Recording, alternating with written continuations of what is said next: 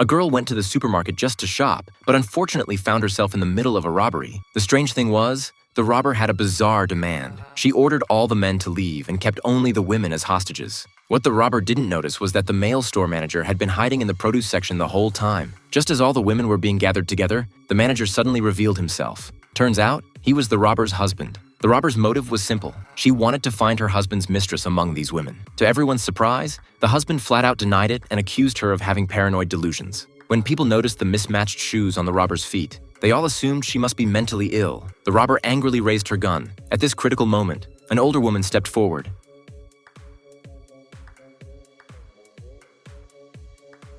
She was a former police officer who immediately zeroed in on what mattered most to the robber, finding the mistress first. But with over 30 women in front of them, how could they possibly figure out who it was? In her frustration, the robber pointed her gun at a beautiful woman in a short skirt, convinced that attractive, sexy women were most likely to seduce men. But the woman protested. She'd just been rejected on a blind date for dressing too fashionably. Now she was being accused of being a mistress? Was it a crime for a woman to look good? Suddenly, a girl nearby spoke up, saying this random approach would never work. Her words instantly angered the robber, though the girl was actually trying to help. The robber had seen her husband enter the supermarket with his mistress through the employee entrance, but hadn't gotten a clear look at the woman's face. The girl pointed out that only store employees could use that entrance. With just that observation, the suspects were narrowed down to 4 people. This clever girl was Mi-ri, exceptionally skilled at observation and deduction. When questioned by the robber, employee number 1 claimed she'd just gotten married a few days ago. Employee number 2 said she was firmly against marriage. Employee number 3 mentioned she had a fiancé, but employee number 4 simply said, "It's not me." Seeing that none of them would confess,